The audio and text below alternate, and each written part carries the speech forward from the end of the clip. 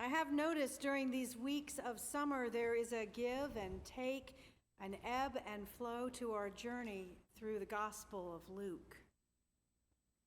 This morning we find Jesus in a crowd of people where, presumably by the way he is addressed as teacher, he is doing just that, teaching.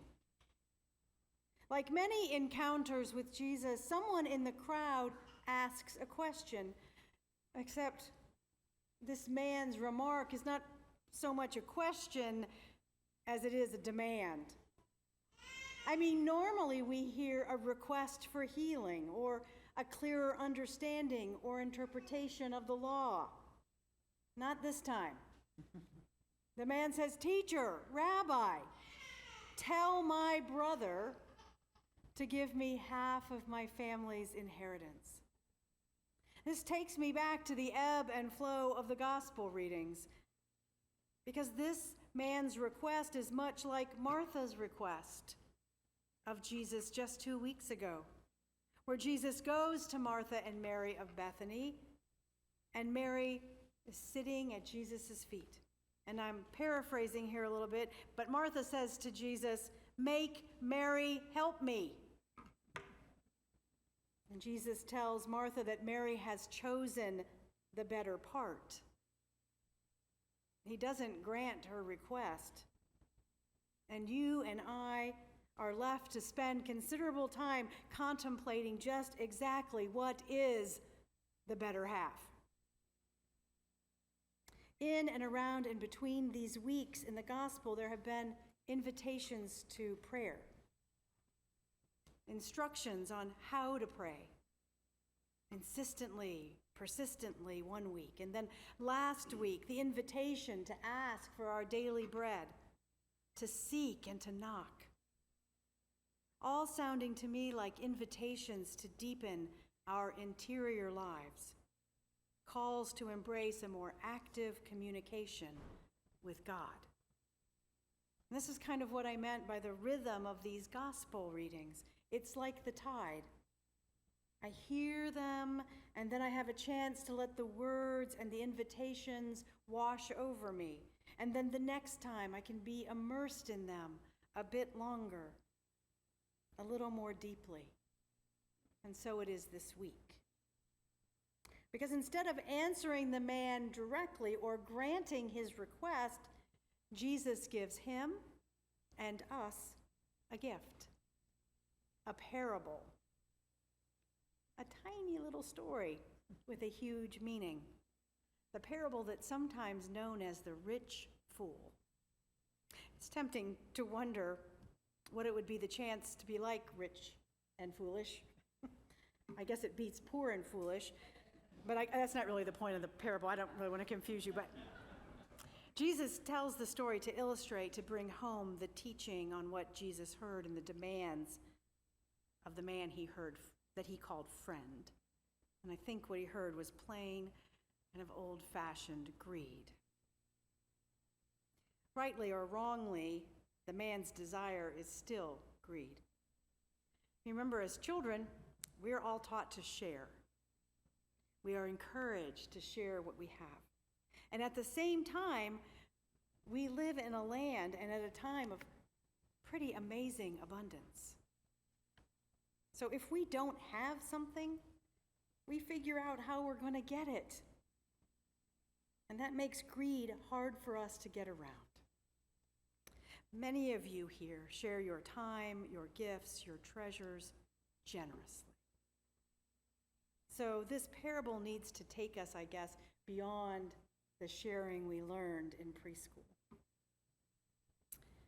What we hear in the parable is a dialogue about what to do with this great abundance.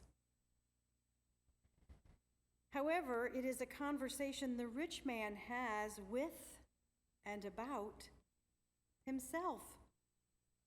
It's a one-sided conversation. And I know all of the children have left the room, but I'm going to ask the simple question, what is missing? And I realize that when someone at church asks a question, the answer is always God. So it's God. We are called into a relationship with God, the one who creates and sustains us. We are invited into a conversation about our lives. We are invited to have a dialogue with God about our lives and their best use. That's what's missing in the parable. It's not really a conversation after all. It's just an opportunity for self-congratulation, a chance to feel good about what the rich man has accomplished. But there is just self-talk. And self-talk, beloved, is not prayer. There isn't asking, there isn't seeking, there is no knocking, there is no persistence, no discerning the better part. And so there are no riches toward God. It's so easy to fall into that trap, isn't it? We heard it clearly in Paul's letter. Greed is idolatry, the placing of things, money, accomplishment, stuff above God and our relationship with God.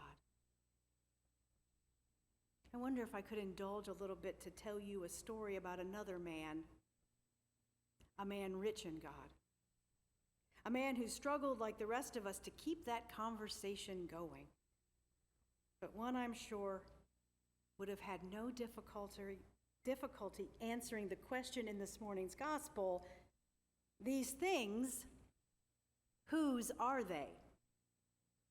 Because he answered it with his life. And that man is my grandfather. He taught me to clean a fish, track a turkey, play golf and ski, and he taught me a lot about prayer.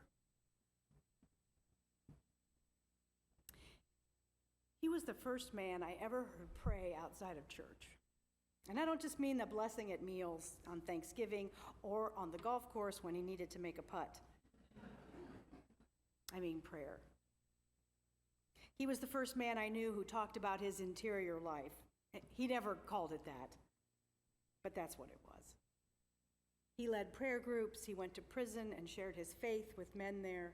He started a food pantry and shared his faith with people who came to get food there. He taught Sunday school and served on vestries, and in those places and at times those folks knew about his conversations with God. I think he did all those things with others and with me because he had, with God's help, figured out the better part. And he did that by spending time in conversation with God.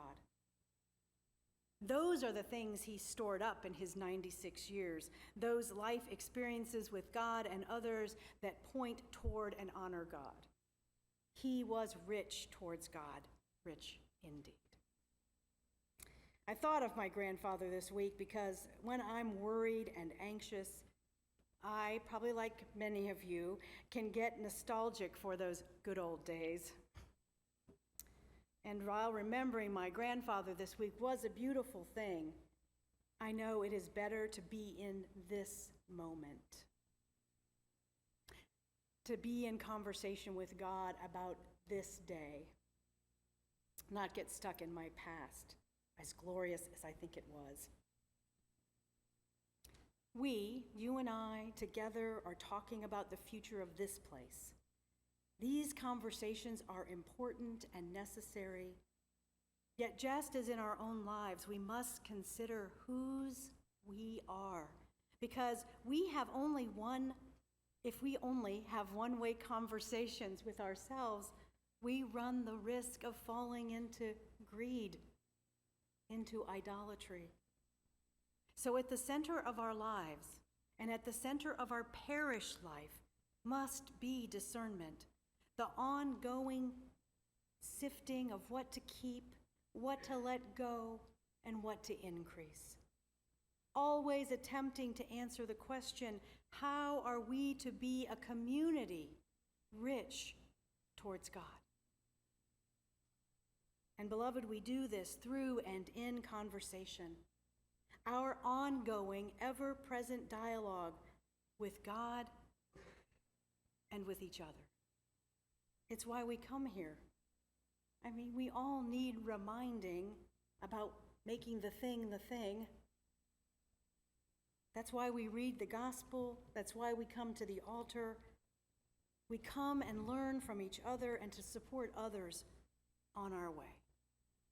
Now, back to the parable on greed. We are this day encouraged to continue to sift, to look carefully, to discern what to do with our stuff, our lives, with the things of our lives. In this parable, I hope that we are reminded of what God desires of us. And what God desires of us is us. A relationship with us. So relationship is not one-sided. In relationship, there is conversation. Because if we are indeed talking to God about the things of our lives, then there is no room for greed or the other things that Paul mentions in his letter. No room, no place. The importance, the priority is in conversation, because in the conversation, I truly believe there is conversion. There we truly discover that we are new creatures in Christ. And when new creatures in Christ, we are moving toward wholeness and oneness. That is rich towards God. Amen.